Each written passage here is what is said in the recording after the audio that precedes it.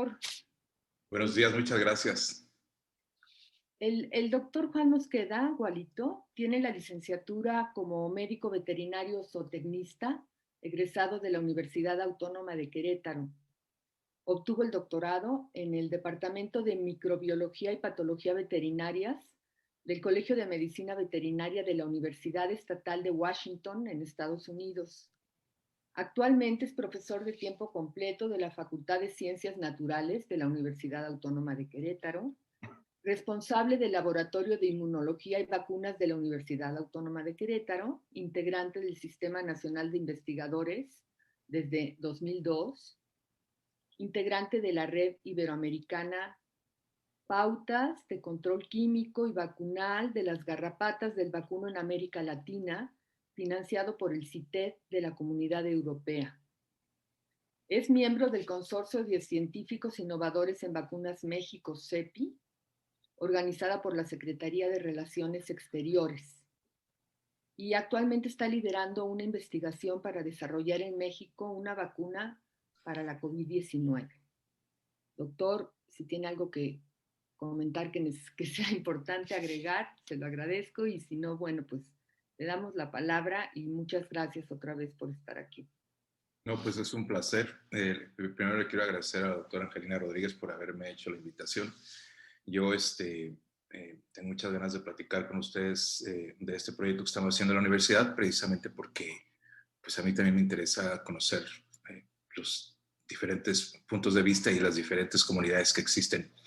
Entonces, sí preparé una presentación que intenté hacerla pues para muchas audiencias, entonces de todos modos, pues siempre mi carácter ahí de meter cosas muy técnicas, pues no es tan fácil evitarlo. Entonces, si alguien tiene alguna duda o no le queda claro algún concepto, pues con muchísimo gusto intentando resolvérselos. Voy a compartir pantalla. No sé si ahorita ya están viendo la pantalla. Sí, muy bien. Bueno, entonces, este proyecto que iniciamos con la Universidad Autónoma de Querétaro en principios de marzo del año pasado, nosotros salimos, la universidad cerró sus puertas el 17 de marzo y ya nunca las volvió a abrir hasta la fecha. Para entonces, un grupo de profesores, incluyendo la doctora Angelina Rodríguez, decidimos pues implementar una serie de medidas apoyados por la Rectoría de la Universidad para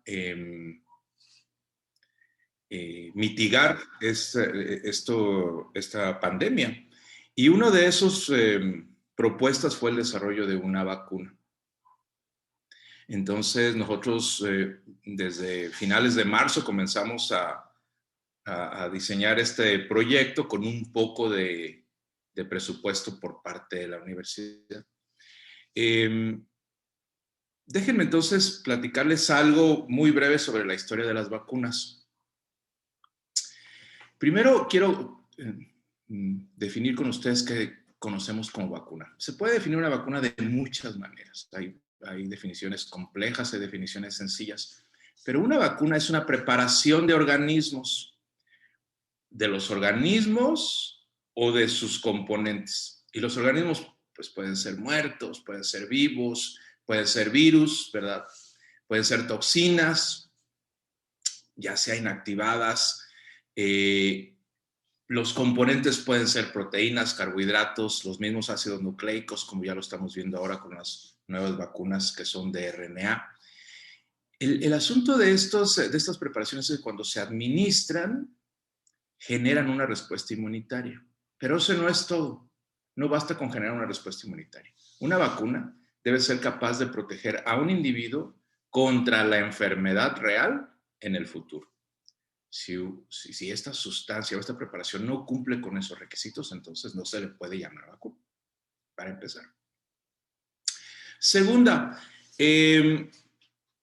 recapitulando un poco de cómo comenzó esta historia de las vacunas, yo tengo preparado unas pocas diapositivas acerca de esto. No sé si ustedes conocen el caso de la viruela, pero la viruela era una enfermedad muy grave para la humanidad por muchísimos años. Básicamente causaba lesiones como las de esta imagen. La mortalidad por ahí del 30%, 3 de cada 10 niños o de 3 de cada 10 personas que se infectaban morían, y los que no quedaban con lesiones desfigurantes.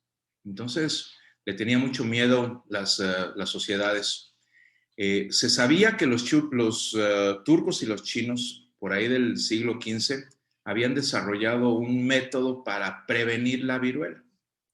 Este método consistía en tomar estas costras de las personas que se iban recuperando de la enfermedad, las maceraban, las hacían polvo, y luego se las colocaban en heridas que hacían a la gente en la piel. Ahí les vertían este polvito. Y las personas no desarrollaban una enfermedad muy seria, pero sí sobrevivían, o sea, se reducía el número de muertes. Y eso fue muy importante porque entonces esta práctica de la variolación, así se conocía, se distribuyó primero por Asia, después se fue a Europa y de ahí se pasó a América. La viruela fue finalmente declarada erradicada del mundo en mayo de 1980. Y todo eso es debido, ¿no?, a todos estas. Después ya hubo una vacuna contra la viruela gracias a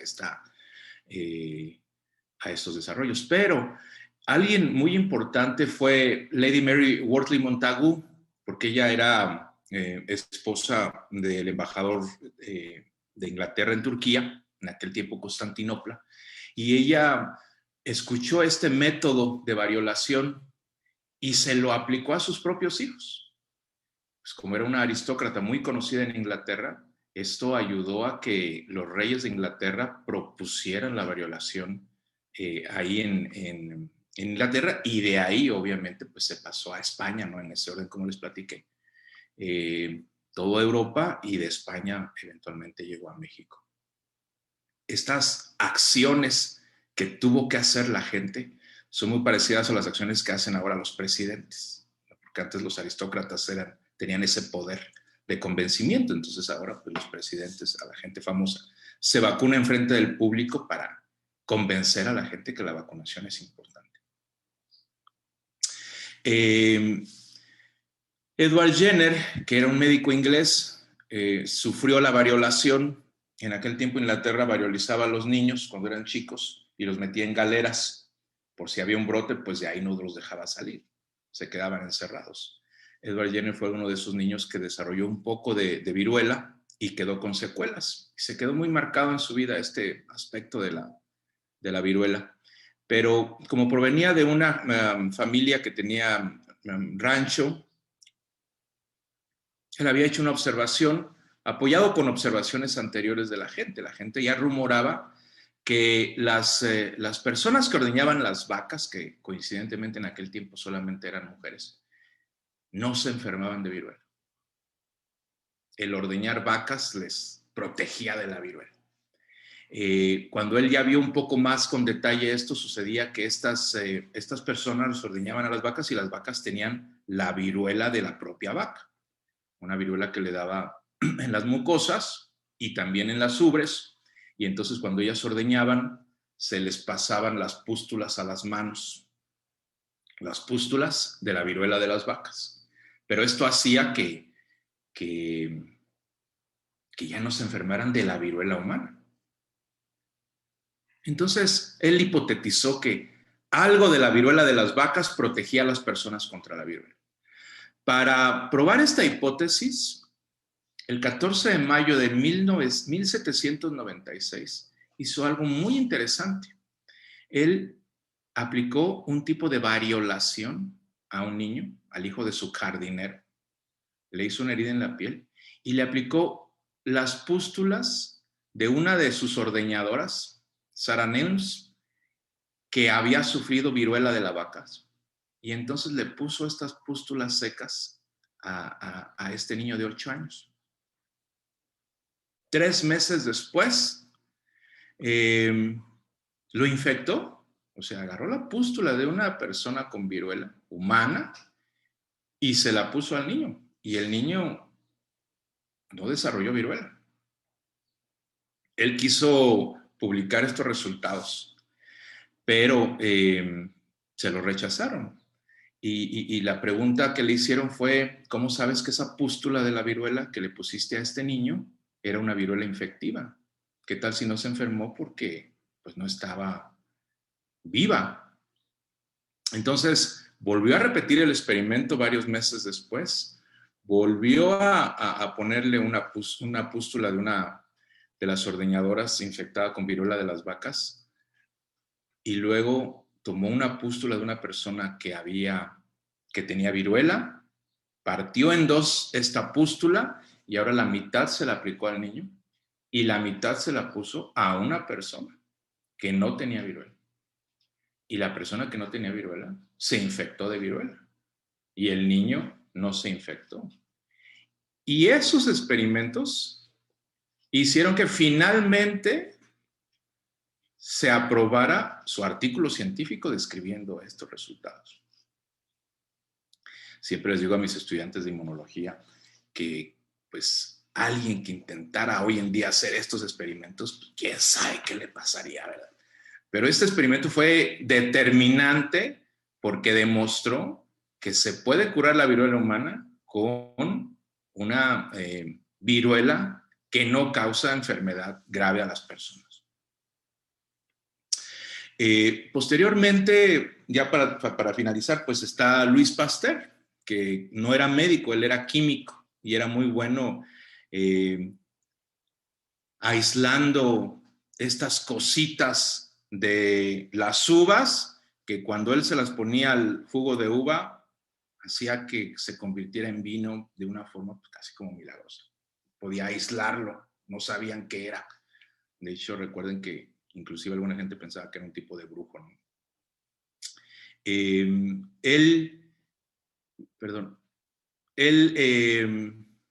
Así empezó a aislar muchas cosas, muchas enfermedades, se hizo muy famoso porque tenía esa capacidad de identificar enfermedades.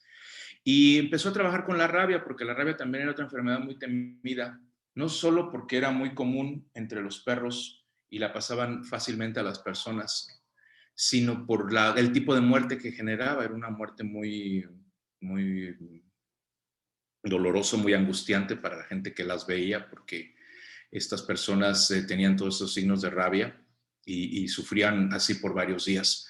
Entonces la gente le temía mucho a la rabia y aparte pues no había cura. Tú sabías que el día que te moría un perro con rabia, ese día pues, estaba sentenciada tu vida. Él entonces comenzó a replicar la enfermedad de la rabia en los conejos. Fíjense lo que hacía. Él obtenía el líquido de la médula espinal de un conejo que había muerto con rabia y se lo inoculaba a otro conejo. Y luego cuando este conejo se moría de rabia, le sacaba otra vez el líquido de la médula espinal y se lo pasaba a otro conejo. Y así se la iba. Pero lo hacía de una manera, pues, obviamente muy poco humanitaria, porque lo que hacía era que para lograr desarrollar este modelo animal de rabia, que era lo que necesitaba para, pues, desarrollar un método de control contra la rabia, es que infectaba a estos conejos mediante la inoculación de estas cantidades, pues que él logró estandarizar. Ahora sabemos que es virus, en aquel tiempo no se sabía, ¿verdad? De ese líquido, se los ponía en la membrana de la dura madre, en el cerebro. Entonces, para eso, pues les hacía un agujero a los conejos.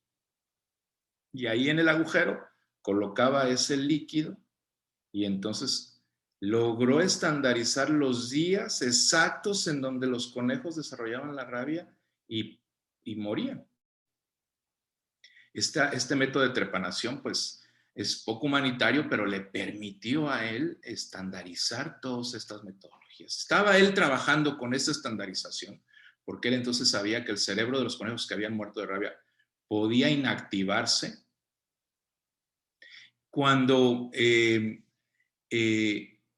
logró, ¿no?, determinar que a los 7 días logró estandarizar esta metodología. Bueno, eso es muy importante para la investigación hoy en día porque a estas cepas, que ahora les conocemos a estos virus que tenían una determinada característica, se les logró estandarizar, y esta capacidad de estandarizar estas enfermedades, estos patógenos, es lo que se usa hoy en día para muchos estudios, no solo para desarrollar vacunas contra la rabia y otras enfermedades, ¿no? Sino para investigaciones básicas sobre patogénesis, porque tú tienes una cantidad de microorganismos que se comportan todos de una manera, siempre de la misma forma, y entonces logras hacer reproducibilidad con tus experimentos. Estaba él trabajando con estos animales en ese momento cuando el 6 de julio de 1885 vacunó por primera vez a un niño, y lo hizo porque el papá de este niño se enteró que Luis Pasteur estaba trabajando contra una cura contra la rabia, y Joseph Meinster, que era este niño, había sido mordido por un perro rabioso, es decir, ya estaba sentenciado a su vida. Él tomó parte de sus preparados y los inoculó al niño, y el niño sobrevivió a la enfermedad. La rabia, si ustedes lo saben, es la única enfermedad que se puede curar aplicando una vacuna después de que haya sido infectado, precisamente por el periodo prepatente que tiene tan largo. Y es un método que se utiliza hoy en día hasta la fecha, ¿no? Cualquier persona que es mordida por un animal rabioso puede todavía vacunarse contra la rabia y puede protegerse. Además de que Luis Pasteur cobró mucha fama ya en Francia, que ya lo tenía, pues su fama se hizo mundial, dio origen a la Revolución Pasteuriana, y ustedes saben que también se abrieron muchos institutos Pasteur en muchas partes del mundo, promoviendo esta idea de Luis Pasteur. Bueno, con todo eso, hay gente que se cuestiona, ¿no? ¿Qué tan importantes son las vacunas? Hay mucha evidencia que las vacunas han sido muy, muy importantes. A mí me gusta mucho esta reflexión que hace el doctor Plotkin. Solo el agua potable, que también es un derecho humano básico, ha tenido un mayor impacto en la salud de las personas que las vacunas. Y esto es porque en realidad las vacunas han salvado a muchas sociedades de enfermedades que de alguna u otra manera todavía estaríamos lidiando con ellos. Esta tabla que está aquí, que es una tabla de Estados Unidos, son casos de éxito de vacunas. Fíjense bien, esta tabla de Estados Unidos, actualizada hasta enero del 2017, muestra algunas de las enfermedades para humanos más importantes. La viruela, obviamente, difteria, sarampión, paperas, tosferina, polio. Estos son los casos anuales antes de que hubiera vacunas para estas enfermedades. Para viruela, 48,000 casos anuales. Para sarampión, 500,000 de casos anuales. Para paperas, 150,000. Después de la vacunación, vean ustedes el número de casos, pero vean sobre todo esta última columna, es la reducción de los casos. Lo más bajo es 98%. En el número de casos. Eso quiere decir que a veces a la gente se le olvida el impacto verdadero que han tenido las vacunas, porque esta gente que muere aquí es gente que pudo haber sido pues un artista o un científico o un gobernante exitoso que pudo haber tenido un impacto muy grande en la sociedad y que la falta de vacunas se lo impidió. De hecho, recuerden que hasta hace 150 años el promedio de vida de las personas era por ahí de 36 años. El promedio de vida. Y tanto así que ahora se dice que esta enfermedad de COVID-19, al menos en Estados Unidos, ya se sabe que redujo un año la expectativa de vida de las personas. Entonces, las vacunas hacen eso. Elevan la expectativa de vida de las personas, y entonces quizás si eres una persona que tenía un fin en este mundo, pues lo vas a poder hacer gracias a que se vacuna. Entre otras cosas, ¿verdad? Entonces la gente que se dedica a desarrollar vacunas siempre quiere desarrollar una vacuna ideal. ¿Qué características debe tener una vacuna ideal? También aquí podemos discutir mucho sobre este tema, pero Hay ciertos puntos que son importantes que mucha gente cree que deberían de tener las vacunas ideales. Primero, debe ser 100% segura. O sea, no debe tener efectos, reacciones adversas en ninguna persona que se aplica la vacuna. Debe ser administrada una sola vez.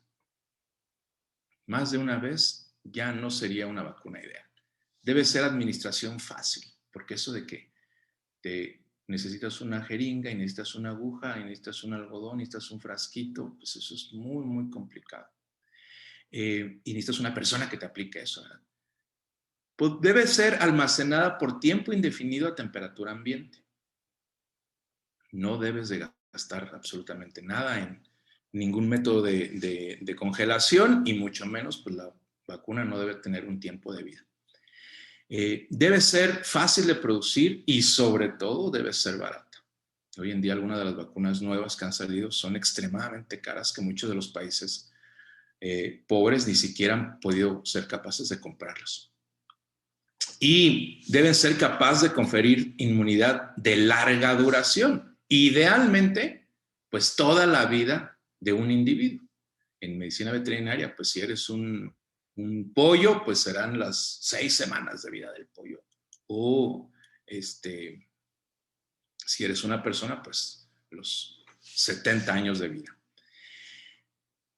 Es muy interesante que no hay ni una sola vacuna, ni en medicina humana, ni en medicina veterinaria, que cumpla con todas estas características. Ni una los cumple.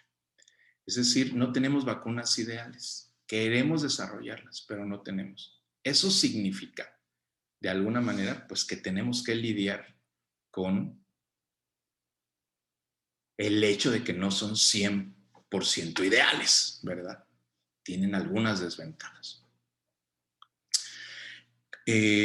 Desarrollar una vacuna no es nada fácil, es un proceso largo, pero también es un proceso sistemático. Se puede dividir en 2 etapas amplias. Una de esas etapas se le llama desarrollo preclínico, y a esto se refiere al proceso ya de investigación que se hace en un laboratorio y principalmente se utilizan modelos animales. Y después está el desarrollo clínico. Obviamente el desarrollo clínico depende del desarrollo preclínico. Una vacuna nunca se evalúa en un desarrollo clínico si no aprobó el desarrollo preclínico. Y el desarrollo clínico, pues es el proceso que involucra esta evaluación de la vacuna ya en humanos. Estos 2 procesos también se subdividen en etapas o en fases. Por ejemplo, ¿no? El desarrollo preclínico incluye desde la identificación de los antígenos relevantes o el aislamiento del virus o del patógeno, desde la creación del concepto de vacuna, que vas a hacer una vacuna de RNA o una vacuna de proteína o una vacuna de virus vivo, inactivado o muerto, o una proteína recombinante. Después tienes que evaluar la eficacia de la vacuna en los modelos vivos. Se evalúa, obviamente, la seguridad, se evalúa la inmunogenicidad y se evalúa la capacidad de la vacuna de proteger ante una enfermedad. Todo esto en modelos vivos. Y finalmente, pues idealmente se debe producir la vacuna bajo los estándares de buenas prácticas de laboratorio para que pueda seguir a la siguiente fase. Si una vacuna pasa todo esto, entonces se le da autorización por las agencias reguladoras de cada gobierno para ser evaluada en la fase clínica. Y la fase clínica comprende 4 etapas. La primera etapa es la fase 1, y esto se refiere a ensayos clínicos en donde se vuelve a evaluar la seguridad, la inmunogenicidad en un grupo muy reducido de personas, en situaciones muy controladas. Si vuelve a tener la misma buena respuesta, entonces se pasa a una fase 2, en donde los ensayos clínicos ya son incluyendo más personas y dependiendo de la enfermedad, se evalúa la eficacia contra una infección artificial y enfermedad clínica. Aquí a algunas personas, dependiendo de la enfermedad, se les infecta y luego se les da un tratamiento para comprobar que sí se infectaron. Y obviamente las personas que están vacunadas, pues debieron de haber sobrevivido a la enfermedad. Se evalúan también no solo la seguridad, sino los efectos secundarios y la respuesta inmunitaria, pero ya en un grupo relativamente más grande de personas. Si esta vacuna pasa a la fase 2, entonces se mueve a lo que se conoce como fase 3. Esta fase 3 ya involucra cientos o miles de individuos en donde se evalúa la vacuna en sitios donde ya la enfermedad existe en condiciones naturales. Entonces hay que localizar esos sitios donde está esta enfermedad presente.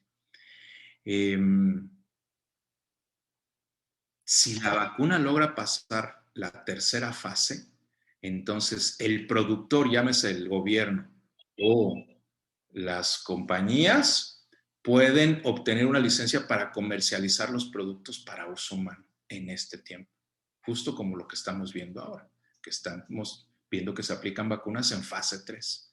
Eso no significa que la vacuna no ha terminado de evaluación, ¿eh? O sea, sigue en evaluación y necesita pasar una fase 4. Y la fase 4, usualmente por el gasto que involucra, pues ocurre después de la vacuna ha sido autorizada para su uso.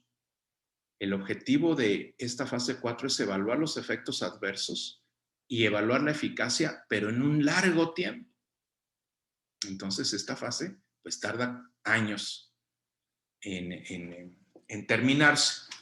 Cuando una vacuna termina la fase 4, entonces se dice que una vacuna deja de ser experimental y es una vacuna que ya puede cumplir con los requisitos de una vacuna aprobada y ya se puede distribuir y vender de forma normal.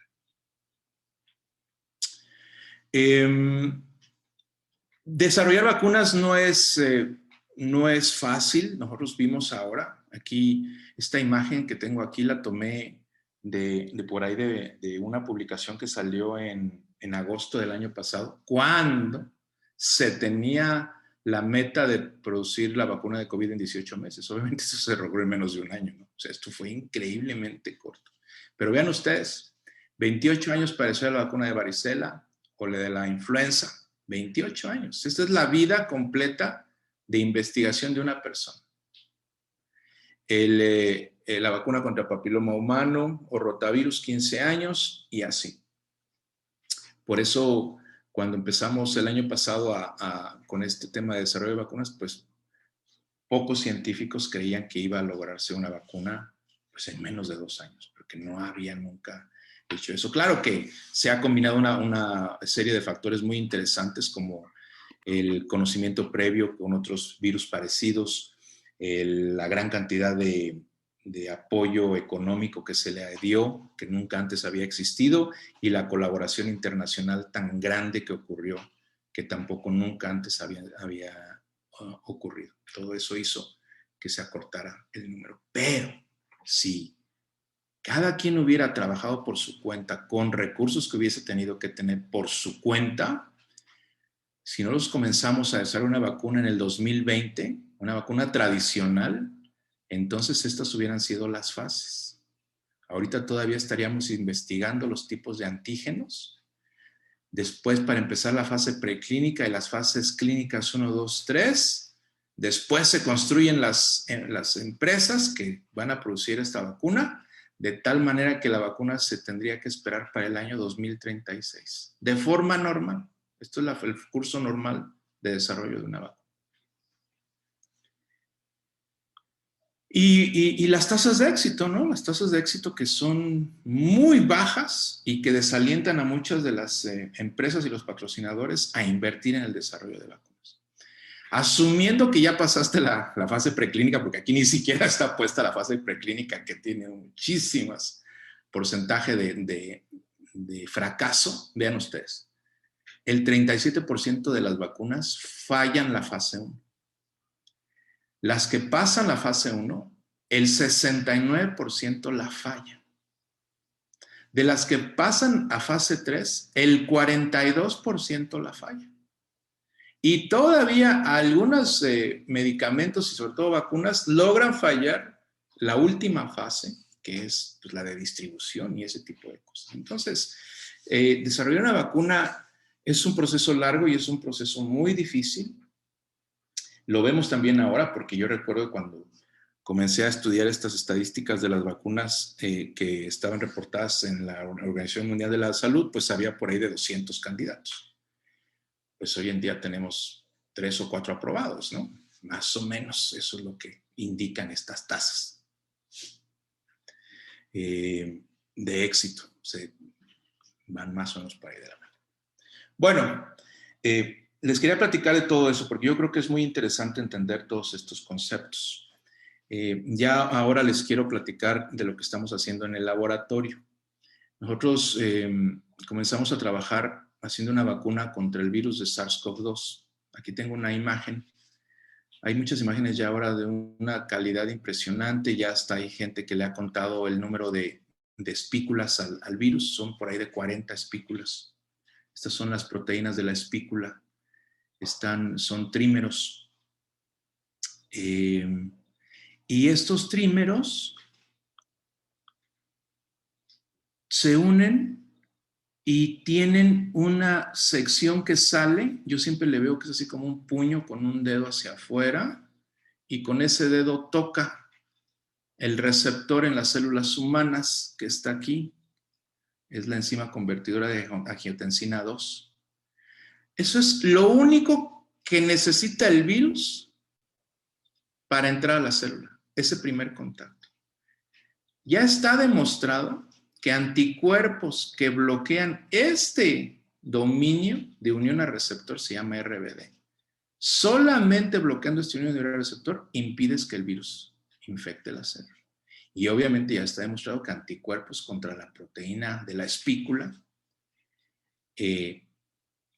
impiden la invasión del virus, proceso que se llama neutralización viral, y la mayoría de las vacunas están basadas en el desarrollo en el uso de la proteína de la espícula incorporada en su vacuna, llámese en una molécula de RNA mensajero o en una molécula de DNA o en la proteína recombinante, etc. Entonces, todas estas características hacen a la proteína S un candidato ideal para el desarrollo de vacunas contra COVID-19. Nosotros nos fuimos, nuestra estrategia es va un poquito más allá, va más detallada. Fíjense lo que hicimos nosotros. Nosotros estudiamos la proteína de la espícula. Esta parte que está aquí es esta parte en color verde. ¿Sí la ven como tiene una parte delgada y una parte más ancha y el dominio de unión a receptor? Bueno, aquí está la parte delgada, aquí está la parte ancha y aquí está el dominio de unión a receptor. Lo que nosotros hicimos, como pues ya tenemos muchos años estudiando enfermedades de patógenos muy complejos, o sea, estos virus son extremadamente sencillos. No voy a decir fáciles, pero son sencillos. Nosotros tenemos muchos años estudiando patógenos complejos como la babesiosis. Los parásitos de Babesia son muy parecidos a los de malaria. No hay una vacuna contra malaria, no hay una vacuna contra la Babesia recombinante. Son vivas. Entonces lo que hacemos en Babesia es que identificamos no proteínas completas, porque no sirve, porque los patógenos son muy pues listos y evaden las respuestas inmunitarias. Entonces identificamos epítopos, que son esas porciones de las proteínas que ve el sistema inmunitario. Y lo hacemos con una estrategia de bioinformática. Identificamos esos epítopos con un montón de algoritmos que ya está probado que identifican con cierta veracidad esas porciones, que algunas están expuestas al sistema inmunitario, a los anticuerpos, y algunas otras pues son epítopos T que codifican que ayudan a la presentación de antígeno de moléculas MHC de clase 1 y de clase 2. Entonces, nuestra vacuna lo que hizo fue identificar estos péptidos, nosotros llevamos péptidos que contienen epítopos B y T, y luego los ensamblamos, pues sacamos la secuencia que codifica estos péptidos y luego la ensamblamos en una secuencia lineal que contiene nuestros 6 péptidos, 1, 2, 3, 4, 5 y 6. Y luego lo repetimos. Hacemos una construcción repetida. A esto nosotros le llamamos construcciones quiméricas. Mi laboratorio pues tiene mucha experiencia haciendo quimeras. La idea de esta quimera es, cuando haces un gen quimérico y obtienes la proteína quimérica, la proteína solamente expresa esas partes de los antígenos que ve el sistema inmunitario, no las partes que no ve. Y que aparte tienen otras propiedades, ¿no? Como ser parte del dominio RBD, etcétera, etcétera. La idea es que cuando tú vacunas a una persona con esta proteína, la persona va a generar anticuerpos contra cada uno de los epítopos. Y eso va a hacer que la respuesta sea mucho más específica y más directa, porque cuando tú vacunas con una vacuna completa, pues va a haber anticuerpos contra partes de la proteína que pues no tienen ninguna función. No van a ayudar a bloquear. Esas son hipótesis que al menos para esta vacuna todavía no hemos probado, pero que creemos que así es como debería de ser. Bueno, entonces ya que teníamos la construcción, la metimos en una bacteria, la pusimos en un bioreactor y las bacterias entonces producen la proteína. Tú sacas las bacterias del bioreactor que tienen la proteína del virus, esta proteína quimérica, que me voy a regresar nada más rápido para decirles que le llamamos Kivax 1.73 Kivax porque es una vacuna quimérica y es 1.73 porque, aunque el punto está movido, 17.3, 17 veces movimos el arreglo de los epítopos para ver cuál era la combinación ideal. Entonces, la primera vez que lo movimos, pues no nos dio una combinación buena. La segunda vez tampoco, la tercera vez tampoco. Tuvimos que hacer un cambio de orden de epítopos 17 veces para evaluar que no se generan epítopos yuxtapuestos entre la combinación de dos epítopos y que no existieran o que existieran de forma natural y que fueran a afectar esta proteína, porque pues esta no es una proteína natural. Y luego ya le hicimos 3 modificaciones y por eso se llama 17.3. Kivax 17.3 le llamamos ahora. Lisamos las bacterias, las sacamos del bioreactor y purificamos la proteína. Y entonces estos son nuestros purificados de la proteína recombinante. Anda por ahí de los 41 kilodaltones. Es un peso que más o menos sabemos que es manejable. Y después de eso lo que hicimos fue demostrar lo siguiente, ¿no? Sueros de personas infectadas con el virus reconocen la proteína. Sueros en los carriles 2 y 3 de personas no infectadas no reconocen la proteína. Y la proteína también es reconocida por nuestros anticuerpos que reconocen una etiqueta de histidinas que le pusimos. Estos 3 tipos de anticuerpos, 3 diferentes tipos de anticuerpos reconocen la proteína. La proteína no la reconocen los mismos sueros de las mismas personas cuando las bacterias no se inducen a que expresen la proteína. Quiere decir que estas bandas de aquí pues son específicas de nuestra proteína. Con eso creímos que teníamos una proteína recombinante que sí era reconocida por nuestras etiquetas y que aparte reconocida por el suero de personas infectadas con el virus. Lo cual pues pensamos que era evidencia sólida. Y después de eso pues ya teníamos que evaluar la fase preclínica, hacer ensayos de seguridad y de inmunogenicidad. Esto lo hicimos en la Universidad Autónoma de Querétaro en cabras, ovejas y conejos. Y en el Simvestab y en la UNAM lo hicimos con cerdos.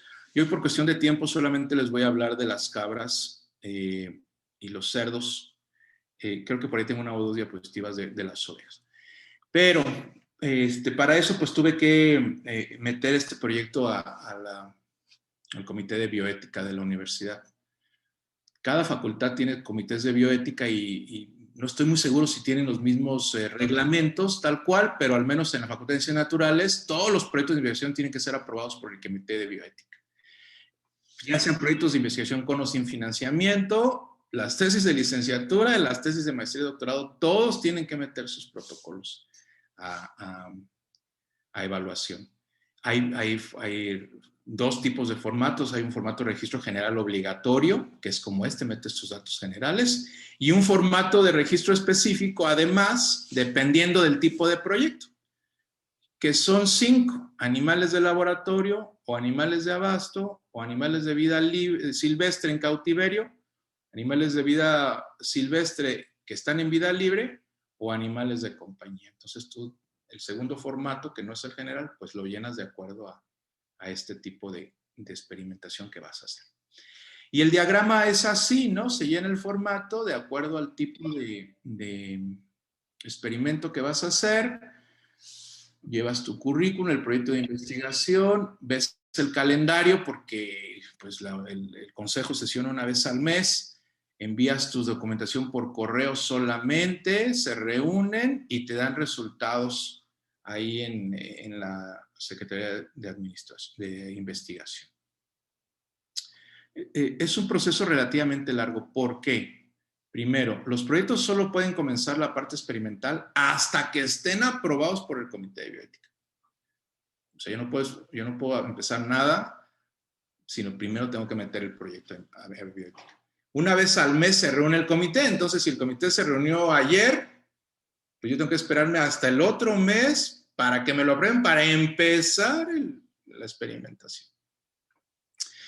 Ellos me hacen recomendaciones, inclusive pueden rechazar el proyecto. O sea, no nada más es que es un trámite. Inclusive me hacen recomendaciones y me dicen, no nos parece que involucres estos animales o algo así, ¿no?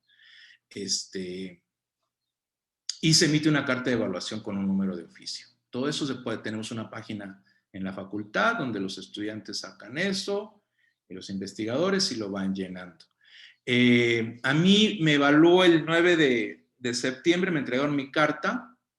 Este proyecto que lo dirigimos la doctora Teresa García Gasca, rectora de la Universidad Autónoma de Querétaro, y un servidor, nos lo evaluaron y entonces parte del detalle es que a mí me evaluaron solamente, me permitieron la evaluación preclínica, o sea, ellos me dijeron no puedes meter la fase clínica 1 y 2 que quieres hacer, nada más te vamos a evaluar hasta la fase preclínica. Cuando termine la fase preclínica nos vienes a pedir autorización para evaluarte la fase clínica. Entonces, nada más me evaluaron la fase preclínica de este proyecto. Y así comenzamos. Este es el esquema de inmunización. Hicimos 4 grupos, al menos de cabras y de cerdos, son 4 grupos de 5 animales cada uno. Probamos 3 diferentes dosis, 30 microgramos, 60 microgramos y 100 microgramos. Al día 0 y al día 21 les dimos las 2 dosis. Hicimos muestreos día 0, 10, 21, 31, 50. En cabras hicimos 90 y 150 porque pues, son animales de producción. En cerdos, que son animales más bueno, las cabras son de producción, pero están ahí en el hato lechero y los cerdos son de abasto, entonces esos terminó el día 31, el experimento. Lo bueno de hacer estos estudios en animales grandes es que puedes evaluarles muchas cosas que no haces en animales de laboratorio. La actitud y la postura, el comportamiento, la condición corporal, el aspecto clínico, la temperatura corporal son cosas que evalúas fácil en estas especies grandes. Reactividad de linfonodos regionales también lo haces fácilmente en estos animales. Y bueno, enzimas hepáticas, ¿no? Hemograma completo, pues ya es parte del análisis total. Yo no los quiero cansar con estos números, pero vean ustedes aquí. En la primera inmunización, temperatura rectal, segunda inmunización, en los grupos, en negritas, verían ustedes los animales que tuvieron fiebre. Pues en realidad ni un animal presentó fiebre por más de 2 días consecutivos. Fiebre por más de 3 días consecutivos ya se considera un efecto adverso. Ninguno lo consideró, sí hay algunos animales que la tuvieron, pero nada que nos preocupara. La reactividad en linfonodos regionales, los linfonodos aumentaron, este es el tamaño del día 0, es el tamaño del día 10 al día 31. en los diferentes grupos. Obviamente esperábamos que crecieran todos de tamaño, inclusive los que se les administró el adyuvante, porque es un adyuvante especial para caprinos. Entonces, hasta aquí pues creímos que todo era relativamente normal. Ya después en la segunda dosis pues ya no vimos que se les creciera tanto de tamaño a la mayoría de los animales, tal y como se esperaba. Las reacciones locales también determinamos, medimos qué tanto crece el área inflamada en estos animales y cómo se va comportando a lo largo del tiempo. Es parte del proceso general de evaluación que hacemos nosotros en los animales en los que evaluamos vacunas de forma general. Y el hemograma completo. También en negritas están los valores anormales que, digamos, se salen de los parámetros normales, pero no vimos nada consistente en ningún grupo que nos dijera aquí hay algo anormal que está pasando, que nos permitiera pues darnos un aviso precautorio. Entonces, todo esto nos dejó bastante contentos porque hasta ahorita parecía que la vacuna es bastante segura y no causa efectos adversos en los animales inmunizados. Tampoco vimos ningún individuo presentando incremento en la ALT ni en la AST, que son enzimas hepáticas que correlacionan con daño hepático. Entonces, esto sugiere que los efectos hepáticos por el antígeno vacunal, al menos en caprinos, bueno, lo detectamos también en ovinos y en cerdos, no existe. Finalmente, los títulos, la generación de anticuerpos, ¿no? La generación de anticuerpos, ahorita los datos que me mandaron estos chicos ayer son hasta el día 90. Tradicionalmente lo estaba presentando el día 50, pero ya tengo datos del día 90. Mañana ya van a ser los del día 150 porque los estamos esperando hacerlos todos juntos, obviamente. Pero vean ustedes, el grupo control pues nunca genera anticuerpos, ¿verdad? Estas son las 5 cabras del grupo control. En verde, las cabras vacunadas con 30 microgramos suben igual que todas. Al día 30 hay diferencias entre el grupo de 100 microgramas y el grupo de 30. Al día 50 hay diferencias con los otros dos grupos y al día 90 vuelve a haber solamente diferencias con el grupo de 100, ya no con el de 60. Y estos otros dos grupos de 60 y 100 microgramos que se comportan básicamente idénticos a lo largo del tiempo. Eso nos dice, al menos hasta ahorita, que 60 microgramos y 100 microgramos generan la misma cantidad de anticuerpos. Estos sueros los evaluamos por Western blot. No les voy a presentar todos los resultados. Estos resultados solamente son los de 60 microgramos. La proteína recombinante por Western blot es reconocida por la cabra 1 en el suero post-inmunización del día 31, no del preinmunización. Y aquí está por la cabra 2 del mismo día 31 post-inmunización, la 3, la 4 y la 5. Y las cabras del adyuvante, pues no reconocen esta banda. Quiere decir que estos anticuerpos que vemos ahí son específicos de nuestra proteína recombinante. Y luego, pues la pregunta que todo el mundo obviamente hace es, ¿estos anticuerpos son contra todos los péptidos que tienes en tu quimera o contra uno nada más? Porque acuérdense que los péptidos compiten entre ellos, los más inmunogénicos generan mayor respuesta y los menos inmunogénicos generan menos respuesta. Sí vimos que prácticamente los animales vacunados generan anticuerpos contra casi todos los péptidos. Contra el que menos genera es contra el péptido 2, aunque hay diferencias estadísticas entre el pre y el post en 100 microgramos y en 60 microgramos, en realidad las cantidades son bajas, pero en los otros, contra los otros 5 péptidos, las cantidades de anticuerpos que se formaron contra ellos son buenas.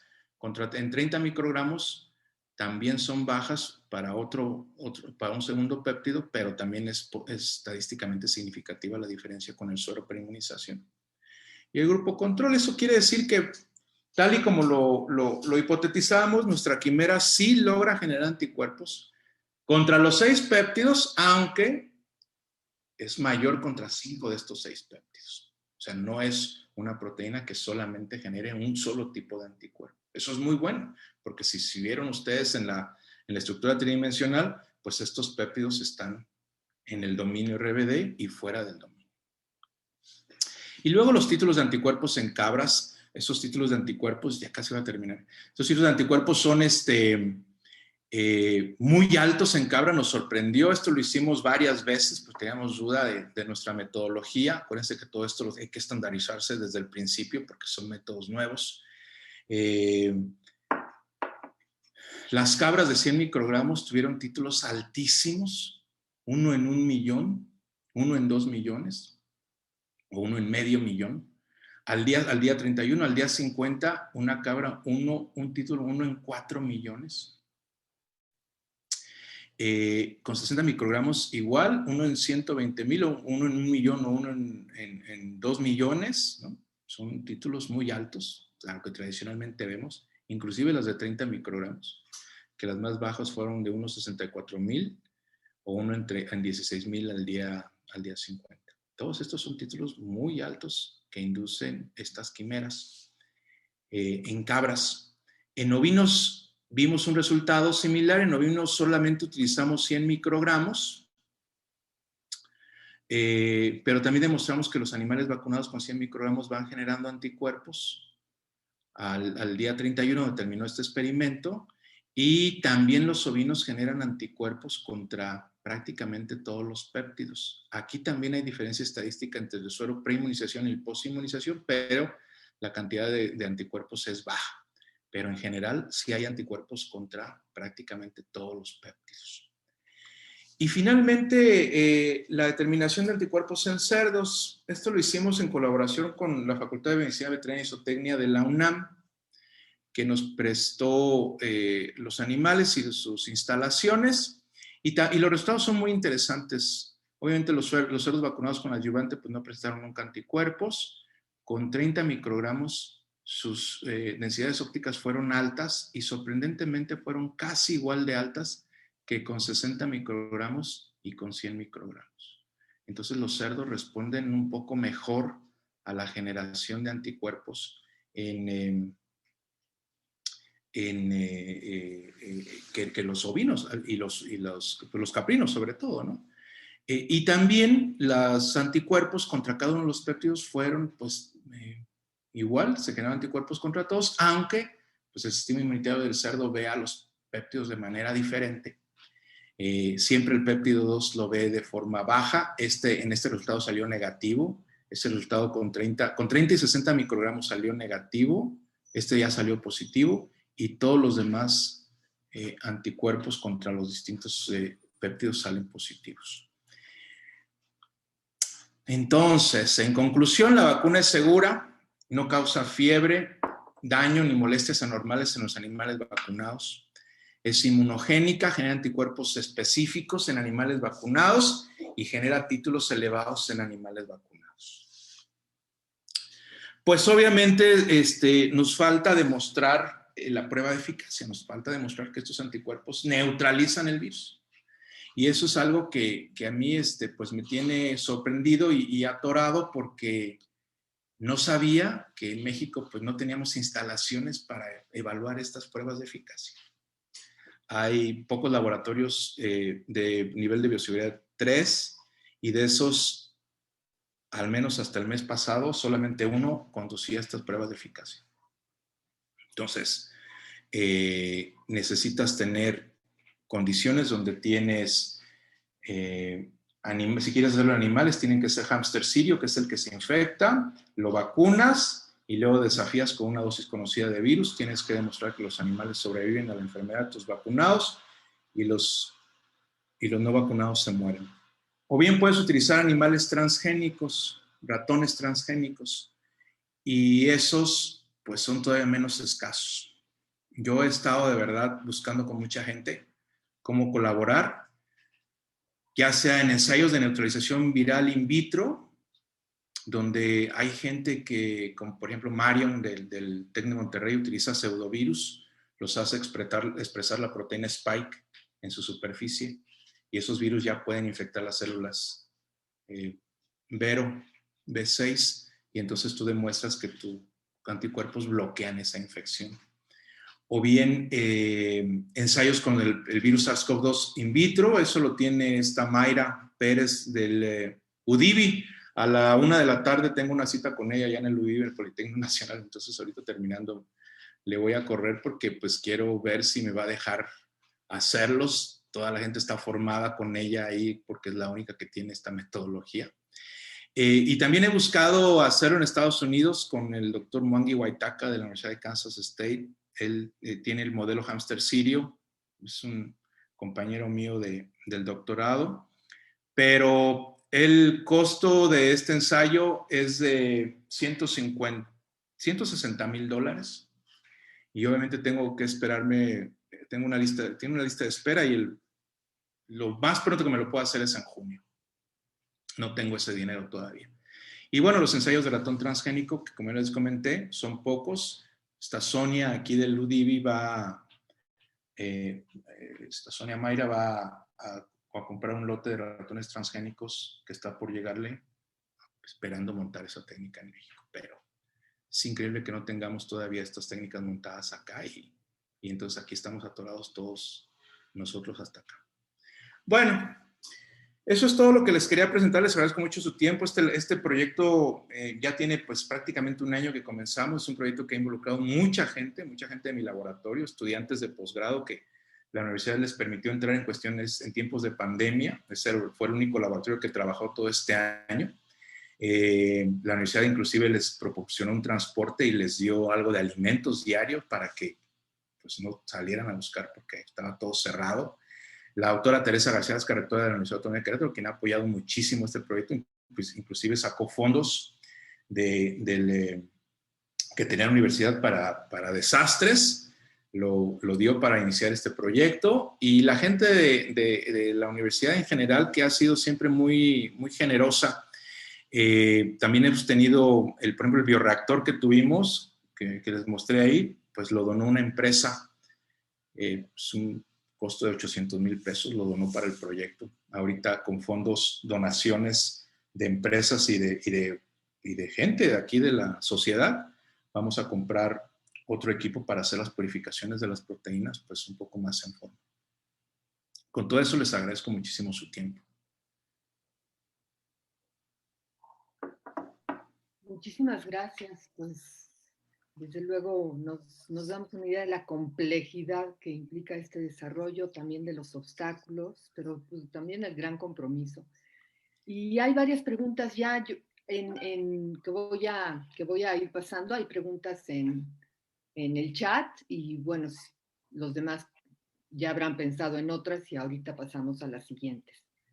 Patricia Greter pregunta si podrías comentarnos sobre las diferencias entre las vacunas actuales. ¿Qué pasa con la vacuna china y la rusa? Sí, claro. Pues las vacunas actuales tienen, como lo comenté al principio, tienen ventajas y tienen también desventajas. No son vacunas ideales. Las ventajas fue su rapidez, ¿no? O sea, yo siempre le digo a todos esta historia que por ahí de principios de enero salió el genoma del virus SARS-CoV-2 y ese mismo día esta gente mandó a hacer la secuencia de la vacuna. Ese mismo día. Ellos, como era una secuencia de RNA, a las 3 semanas lo estaban probando en ratones. Eso es algo que solo haces con esas moléculas, con esa tecnología. Entonces tienes mucha ventaja y en cuestión de rapidez, pues tienes ventaja.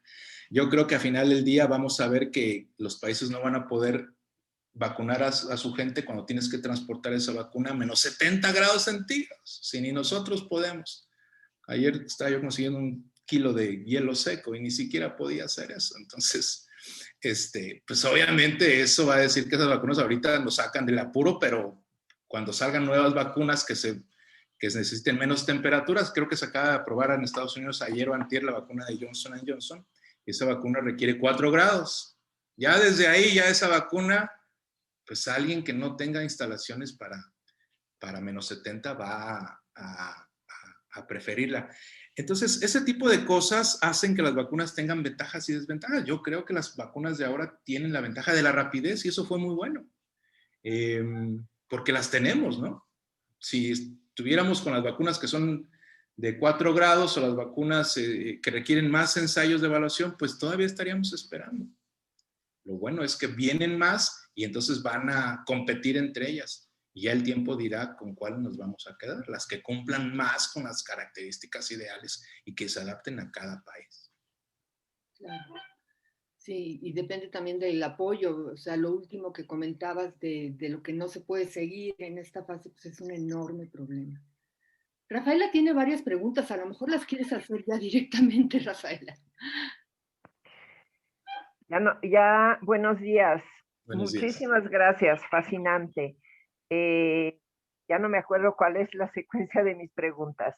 Esta proteína quimérica protegería teóricamente de los De actuales. las variantes.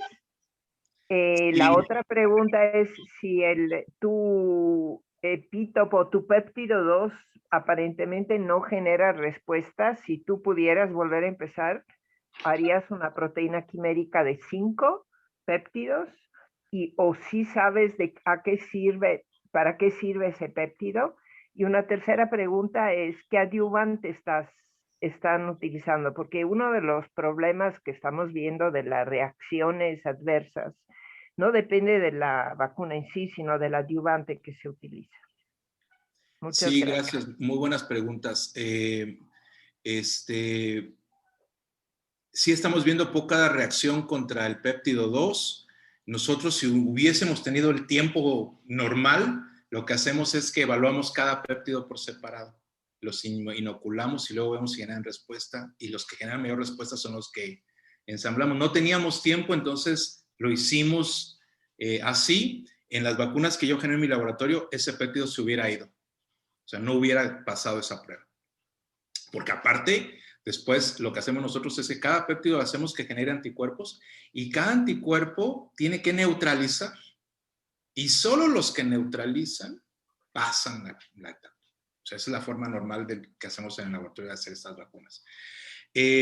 Segunda, ese péptido que hace, ese péptido me trae loco. Porque es el péptido, ese solo péptido, lo pegamos en una placa de lisa y es el péptido que utilizamos para el diagnóstico de las personas aquí en Querétaro. Es súper específico y ese péptido nos detecta a las personas infectadas con SARS-CoV-2. Y es el que pasó todas las pruebas con los sueros de los pacientes. Entonces, claro, yo entiendo que una cosa es un péptido para diagnóstico y otra cosa es un péptido para vacuna. Pero por eso está ahí, pues, súper específico de SARS-CoV-2. No detecta nada más que SARS-CoV-2. Y la tercera, no recuerdo ya qué. La adyuvante. Y el adyuvante. Sí, el adyuvante es un tema. Y las variantes del virus también. Las variantes del virus es una pregunta buena. Ya no puse esa imagen aquí, no la quiero poner porque tengo que poner la secuencia de péptidos y eso apenas está en trámite de patente. Pero de las 4 variantes más importantes, que son la sudafricana, la brasileña, la de Inglaterra y luego pues la original china, solamente un péptido tiene un aminoácido diferente con la variante de Inglaterra. Con todos los demás, todos los péptidos 100% conservados. Entonces no nos preocupa porque aunque ese péptido no se reconoció por anticuerpos, los otros 5 péptidos sí. Está al 100% reconocido en la secuencia de la variante de Inglaterra. Y el adyuvante, utilizamos 2 tipos de adyuvantes. Uno es unos franceses que son de la línea Montanid, que son especiales para animales, generan altos títulos de anticuerpos y están probados que en animales funcionan. Y luego, pues claro que la gente nos dijo, bueno, pero estás probando que en animales funciona y luego, ¿cómo sabes que en personas, no? Porque las personas no vas a poder poner ese adyuvante.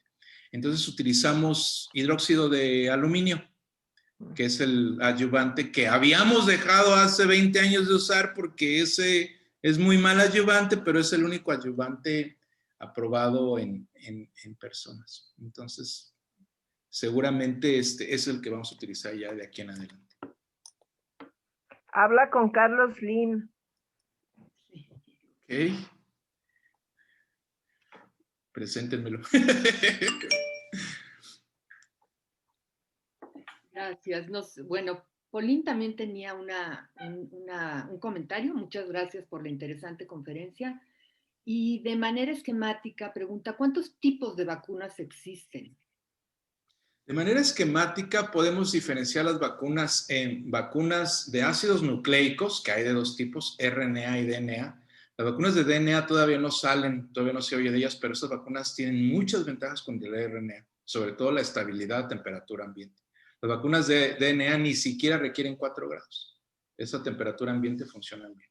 Entonces son vacunas de ácidos nucleicos, que son RNA y DNA, y luego están las vacunas de recombinantes, que básicamente lo que hacen es, como la mía, expresar una proteína en un sistema diferente, puedes utilizar un sistema bacteriano, un sistema de células de insecto o de mamífero para producir esta proteína específica de forma pura.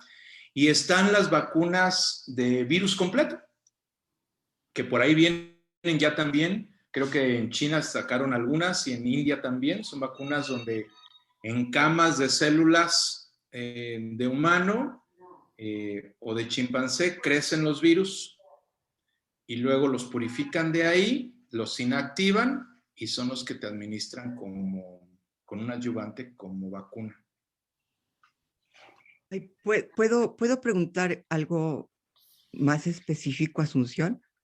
Sí, aunque han estado levantando la mano, si quieres, bueno, pregunta ahora y después ya sigo, creo que Pedro y Arnoldo, pero Sí, a no ver. era nada más en relación a la respuesta que me dio. La respuesta que me dio se refiere al coronavirus. Es que Pero yo preguntaba de manera general, la humanidad, ¿cuántos tipos de vacuna ha conocido? O bueno, perdón, ha creado.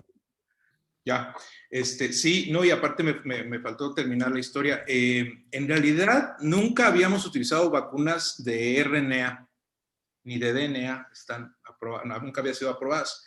Entonces, tradicionalmente se utilizaban vacunas de patógenos atenuados, vas atenuando o debilitando los patógenos en cultivos, haciendo pases, y esos patógenos ya no causan enfermedad, nada más infectan a las células, pero mueren, el sistema inmunitario los controla. Vacunas de patógenos muertos que tú inactivas, y después, hace unos años, salieron estas vacunas donde utilizas un virus y a ese virus le quitas su genoma y le metes la información de los virus patógenos. Entonces, ese virus se comporta igual que un virus, entra a tu célula, las infecta, pero en lugar de liberar su material genético, libera el material genético del virus patógeno, y entonces el sistema inmunitario se genera una respuesta contra ellos. Esas vacunas también ya van a andar por ahí. AstraZeneca creo que tiene una de esas vacunas.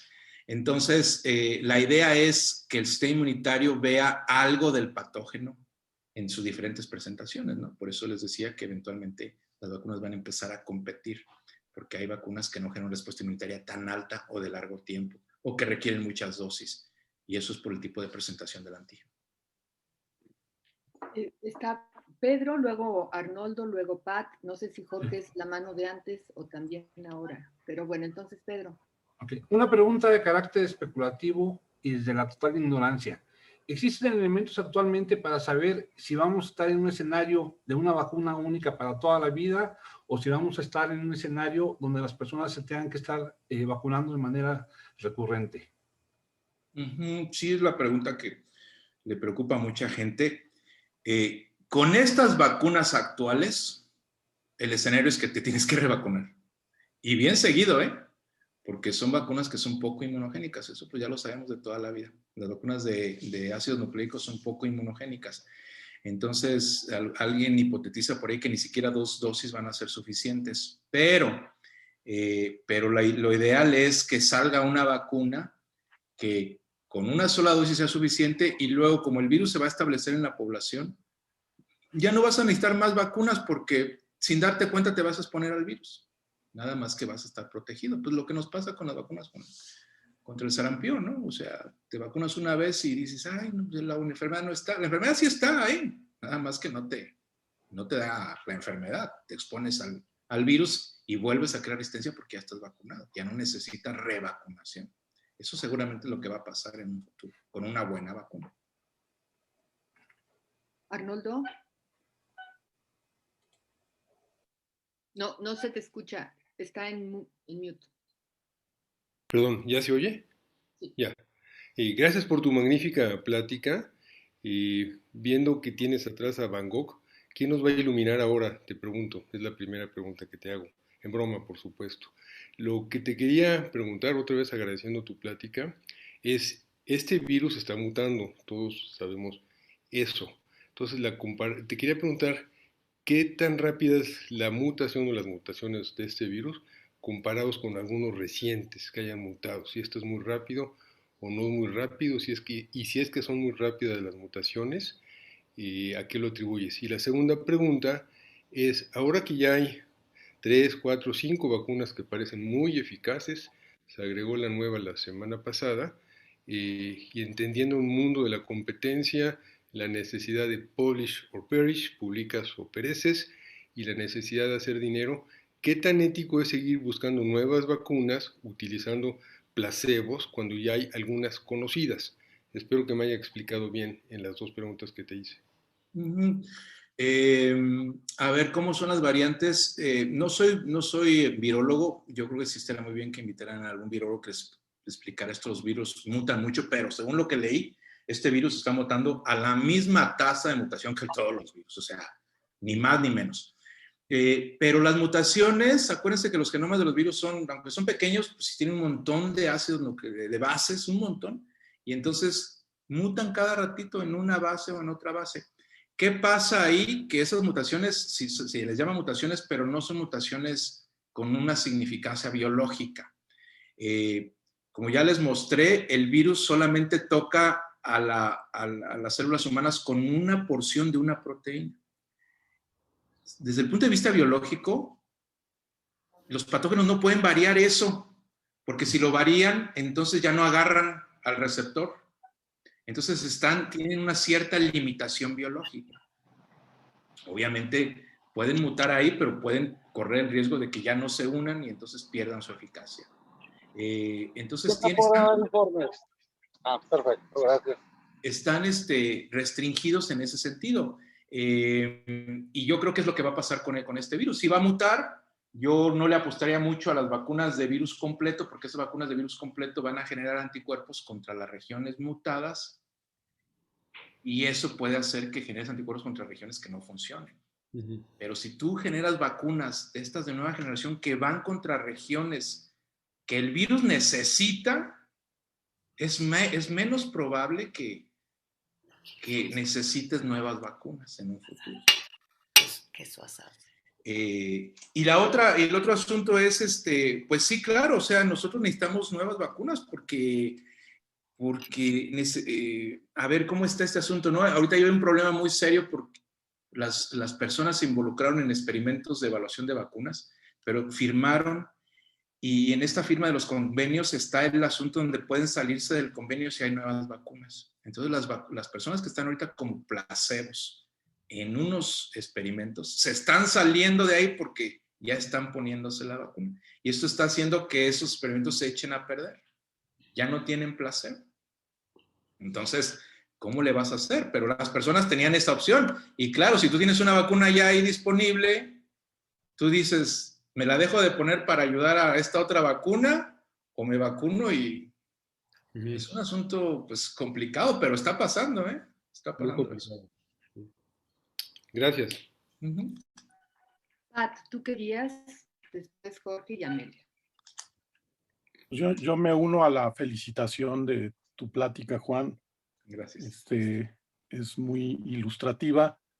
Ya empezaron a salir las particularidades de todo el proceso de generación de vacunas específicamente para SARS-CoV-2. Y una que no culpa, ni es culpa de nosotros como sociedad que no hemos sabido impulsar la importancia de la investigación científica en y que hemos perdido una capacidad de generación de vacunas en nuestro país de manera impresionante. O sea, en vez de estar generando nuestras propias vacunas, no nada más para SARS-CoV-2, sino para todas las demás enfermedades que existen, tanto humanas como de animales no humanos, pues es una vergüenza. Tenemos, creo que hay 2 o 3 laboratorios BSL-3 que son los que necesitas ahorita para poder demostrar la presencia de que esos anticuerpos que ya detectaste son efectivamente neutralizantes del virus para poder pasar a la fase clínica. Y estar atorado en ese punto pues ni modo. O sea, hay que buscar alternativas y yo te felicito por estar haciendo el esfuerzo. Tendríamos que ver la forma de hacer algún consorcio o algo que pudiera apoyar eso. En el INER está en construcción un laboratorio BSL-3. Entonces, pero ahorita, pues todavía no está, yo pienso que le falta, no sé, todo este año para ya poder entrar en funcionamiento y luego se va a tener que certificar. Entonces, porque hacerlo en un laboratorio no certificado, pues también le reduce validez a lo que pudieras estar haciendo. Pero bueno, estás viendo dificultades para hacerlo en otros lados y pues es una pena. Una cosa que tenemos que pensar, que no tuvieron las primeras vacunas, con las primeras vacunas no había nada y hacer las pruebas clínicas fue relativamente fácil porque lo probaron con placebo y tenían que hacerlo así. Y al probarlo con placebo, pues rápidamente pudieron demostrar la efectividad y la eficacia de cada una de esas vacunas. Y sin embargo, ya están distribuyéndose en todo el mundo. Por ende, ya hay un estándar de oro que para probar cualquier otra vacuna nueva, ya no va a ser muy difícil hacerlo con placebo, desde un punto de vista ético, porque ya tenemos un estándar establecido que muy probablemente vamos a estar obligados a tener que utilizar, y eso va a generar un costo mayor para la demostración clínica de esas nuevas vacunas. Por ahí surgió la pregunta, no me acuerdo si fuiste tú mismo, de si vale la pena seguir desarrollando vacunas. Sin duda, porque las que tenemos son poco eficientes, son muy eficaces, pero son poco eficientes porque necesitas andar cargando un refrigerador de menos 70 grados que nadie tiene, ¿sí? Y entonces, eso para utilizar de manera masiva en la población es imposible, o sea, no se puede y dificulta mucho la diseminación del uso de la vacuna a nivel poblacional. Tú ponías en tus ideales de vacuna precisamente el que pudieras tenerlo prácticamente en un frasquito y embarrárselo a la persona o que se lo tome en un cubito de azúcar como la de la polio, ¿sí? Creo que va a ser muy difícil en estas nuevas vacunas llegar a ese punto. Sin embargo, por lo menos poderla inyectar sin tener que andar cargando un refrigerador, ya no digamos de menos 70, ni siquiera un refrigerador convencional, ¿no? Entonces, creo que sí vale la pena, porque las nuevas vacunas lo que van a incrementar va a ser la eficiencia de las vacunas. La efectividad ya se ha demostrado que todas tienen cierto grado de efectividad, pero tienen un grado de eficiencia muy distinto cada una de ellas, por su capacidad de poder ser utilizadas a nivel poblacional principalmente. Entonces, a mí me preocupa mucho que, suponiendo que mañana te abre un laboratorio de SLIM, un BSL-3, te lo pone ahí y puedes hacer las pruebas de neutralización del virus, y pudieras pasar a una fase clínica, le vamos a tener que pedir a SLIM que nos dé vacuna de la que ya se está usando para poderla probar contra eso, ¿no? Porque si no, no sería válido hacerlo con placebo. Esa es una preocupación que yo tengo en lo personal con las nuevas vacunas que están empezando a salir y que van a seguir saliendo y que deben de seguir saliendo. Que no se confunda la gente con decir que si ya está la vacuna, ¿para qué siguen investigando en nuevas vacunas? Porque hay particularidades que se deben de resolver, preguntas que se tienen que resolver, que tienen que ver sobre todo con la eficiencia. Y el tener una vacuna que no requiera refrigeración sería extraordinario. Ese sería, no, más que pregunta, es un comentario nada más. Muchas gracias por tu plática. Sí, muchísimas gracias, muy buenos comentarios.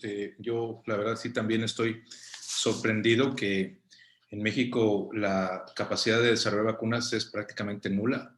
No sé si ustedes sabían esa historia, ¿no? Yo apenas me estoy empapando de eso porque pues yo vengo del área veterinaria. En el área veterinaria sí hay empresas en México que producen vacunas. O sea, y está en la Comisión para Prevención de la Fiebre Aftosa, que es una evaluación de nivel 3, donde están ahí la gente que tiene un montón de patógenos y que los maneja en alta seguridad. Ya aislaron el virus SARS-CoV-2 de casos de perros y de gatos. Y hacen los estudios. ¿Y cómo es posible que a nivel de BSL-3 en humanos no tengamos esas capacidades? Es increíble. Y la otra es que hace unos años, hace quizás 20 o 30 años, en México se producían todas las vacunas que se les daba a los niños. Todas se producían. Y ahora no se produce una sola. Todas se compran. Eso es algo sorprendente. Entonces no hay empresas que produzcan vacunas en México. No tenemos esa infraestructura. Y la gente pues sabe que si quieres comprarme mi patente, tienes que construir una empresa porque no tienes la capacidad de los requisitos tan complicados que les exigen para tener estas vacunas. Es algo que a mí, pues la verdad me deja como frío porque yo pensé que todo eso estaba como caído. Pero bueno, así es. Gracias. Bueno, se nos está acabando el tiempo, pero hay muchas manos levantadas, entonces a ver si podemos dar lugar a todas. Jorge, tú querías decir algo. Después Amelia, Mina, Marichuy. Bueno, pues ya han comentado muchas cosas. Brevemente, entonces, ya ahorita lo contestó Juan, no tenemos la capacidad de hacer vacunas. Eso es lo que yo les iba a preguntar. Entonces, híjole, las mentiras del gobierno federal sí son terribles, ¿no? Que vamos a poder hacer no sé qué. Y el asunto es cuánto llegarán las vacunas que podamos tener para vacunar a más de 80 millones o 100 millones de personas para que más o menos tengamos inmunidad este año. Pues yo ya no lo veo claro.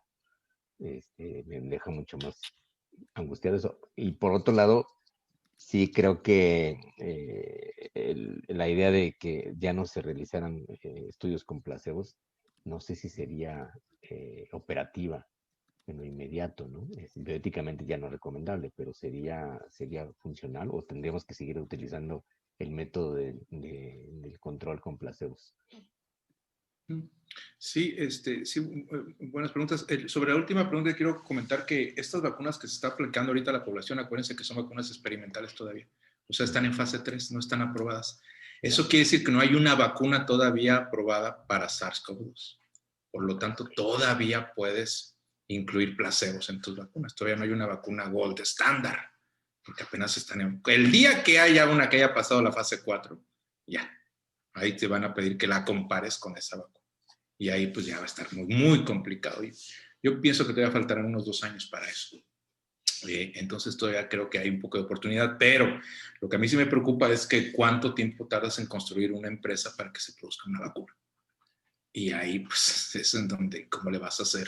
Si tienes una vacuna aquí, tienes las ganas, pero no está la infraestructura. O sea, tienes que construir desde cero. Y eso es algo que pues, hay que aceptarlo, ¿no? Amelia. Sí, gracias. Mi preocupación estaba en la misma línea de las últimas dos intervenciones.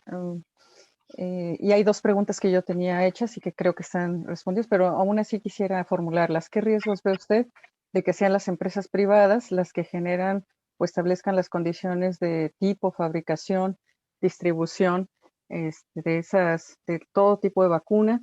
¿Qué podemos aprender hacia el futuro? Me refiero a nivel de Estado mexicano, para el que se establezcan condiciones para el fomento a la investigación desde instituciones públicas.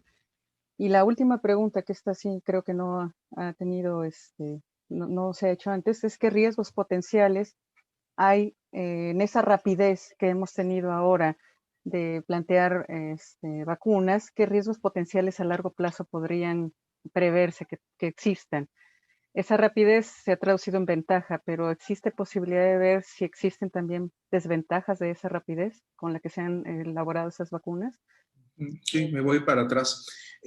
Contestando esa pregunta primero, claro, las desventajas es que como no están evaluadas en fase 4, pues hay muchas etapas o edades en las que no están evaluadas. No sabemos si las vacunas funcionan en personas embarazadas, en niños pequeños, en personas muy, muy grandes.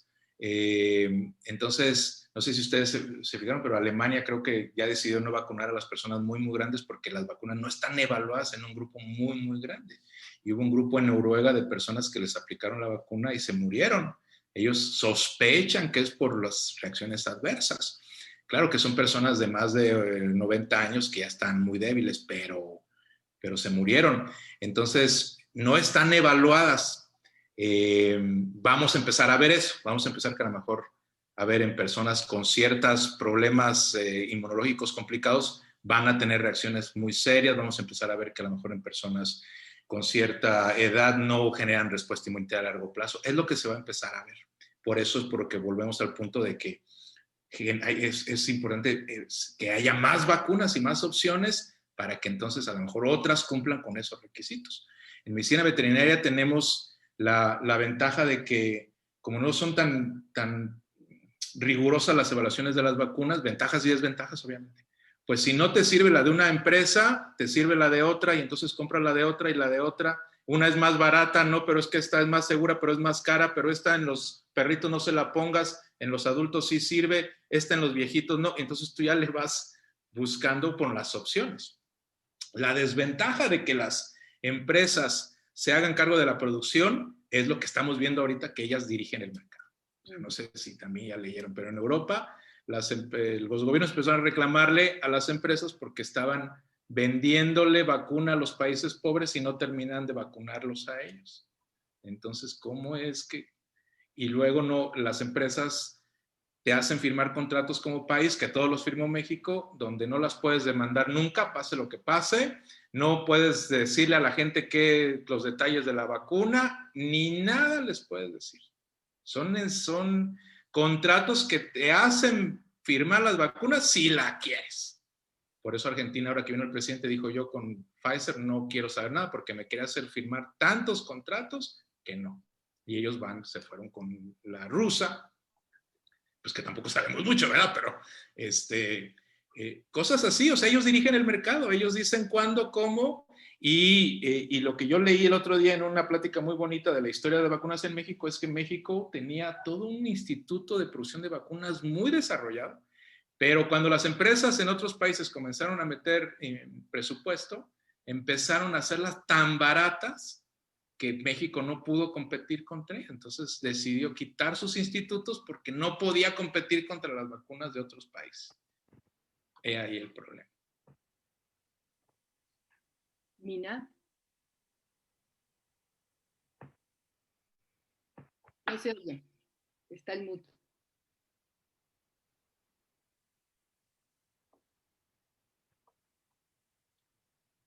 No se le oye en su micrófono, lo tiene. No, está tratando, yo creo. Voy, ya. Sí, justamente esto que estabas comentando al final, Juan, y mil gracias por tu exposición, muy buena, muy rica y muy enriquecedora, pues, es la problemática más de contexto. ¿En qué momento se redujo esa capacidad que México tenía, que había convertido al país en una potencia en vacunas, que cubría el mercado interno, que tenía capacidad de exportación y que ahora, como tú dices, no hay laboratorios?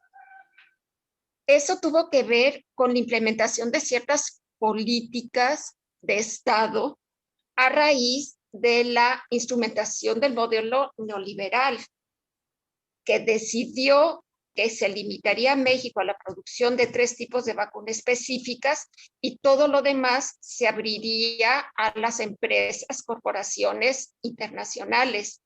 Hay un artículo muy bueno de la doctora Ana María Carrillo Farga, que seguramente ustedes conocen, y que detalla cómo fue este proceso desde el tiempo del porfiriato hasta los años 80 y cómo México tenía el interés de desarrollar vacunas, de informarse, de incorporar la ciencia, de mandar científicos mexicanos a capacitarse en otros países, específicamente Francia, Alemania, posteriormente a los Estados Unidos, y cómo llegado el momento, específicamente durante el periodo salinista, al igual que muchas otras empresas nacionales, se dejó de priorizar la fabricación de vacunas en el país y se le entregó ese ramo de la salud a la industria privada. Y también lo comentaba hace un momento la maestra Gascón, ¿qué va a pasar? Porque se está haciendo gran negocio con esto que es indispensable en estos momentos de la humanidad, y países como Cuba ya están en fase 3 de su vacuna y México está retrasado, y no es de hoy ni de ayer, es de finales de la década de los 80. Entonces, ¿qué más podemos decir a este respecto para pensar que tenemos un futuro menos ominoso? Totalmente de acuerdo. Bueno, ahora sí estamos sobre el tiempo, pero hay 2 manos y ya con eso yo creo que después cerramos. Marichuy y Rafaela otra vez. Yo básicamente escribí mi pregunta porque está relacionada con lo que ya había escrito también Rafaela. No sé si tú, Rafaela, quieras hacer una breve síntesis. Okay. Bueno, en realidad eran 2 preguntas. El tema, tratando de contextualizar a este colegio de bioética, nuevos estudios de fase 2 y 3, creo yo que éticamente no deberían ya utilizar un control placebo, sino deberían ser estudios tipo non-inferiority trials, es decir, compararlo con una vacuna ya confirmada que tenga una efectividad y una cierta seguridad confirmada, aun cuando ninguna efectivamente, como bien dices, ya es un estándar, un golden estándar. El segundo era más bien un comentario. Todo lo que estamos comentando ahorita en relación a la incapacidad de México de producir vacuna no tiene que ver solo con vacunas. Fue una política relacionada que inició, que fue muy clara desde la epidemia del VIH, cuando, digamos, hubo movimiento mundial para reivindicar la capacidad de los países de producir antirretrovirales, y donde la Big Pharma se puso feroz. Hay toda la historia de este movimiento. Entonces no tiene que ver solo con vacuna, tiene que ver con quimioterápicos, con antirretrovirales, con una cantidad de medicamentos que ya no está regulada ni siquiera por las cuestiones de los precios. La razón no es que son baratas y no podemos competir.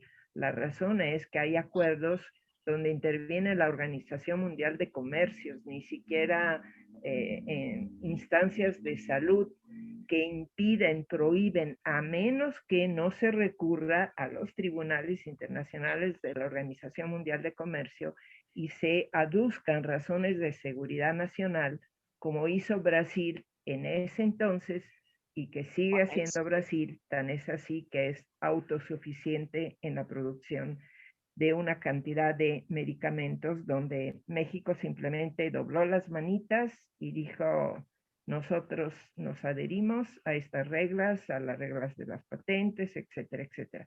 Yo creo que eso merita un seminario en sí, porque sí es una larga historia que la mayoría desconocemos. Y muchas gracias, felicidades.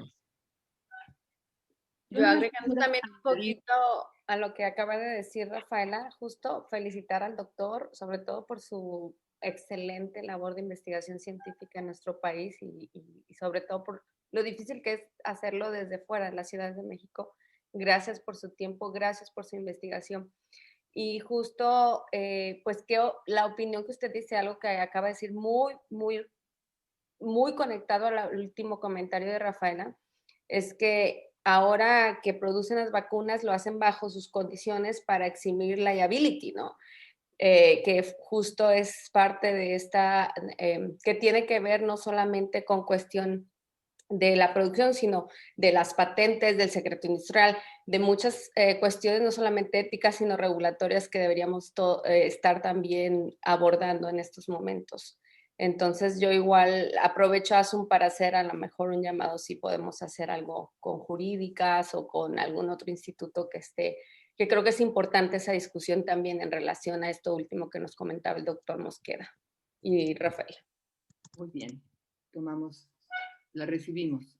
Pues yo ya nuevamente agradecer muchísimo esta presentación, este diálogo que fue realmente muy interesante, aprendimos muchísimo, conocemos ahora mucho mejor cuál es la situación y le expresamos, bueno, un gran agradecimiento y un gran reconocimiento por lo que está haciendo y pues le deseamos mucho éxito también para el bien de todos. Muchísimas gracias, disfruté muchísimo sus comentarios y también sus aportaciones, lo voy a tomar mucho en cuenta. Que tengan una excelente semana y gracias por invitarme de nuevo. Hasta luego. Pues, hasta luego. Gracias a todos también por todos sus comentarios que lo enriquecieron esto y estamos en contacto y nos vemos el próximo mes y estamos en contacto mientras para que manden todas sus sugerencias, recomendaciones, propuestas, dudas, lo que sea. Adiós, gracias. Hasta luego. Pronto. Hasta luego, buena semana. Gusto en verlos. Gracias. Bonita Gracias, semana. Asunción. Saludos a Ricardo de nuevo. Bye. Buenísima semana. Éxito, Jorge, esta semana. Gracias. Ya sabremos el viernes qué pasa. Sí, bye. Gracias a todos por el apoyo. Gracias.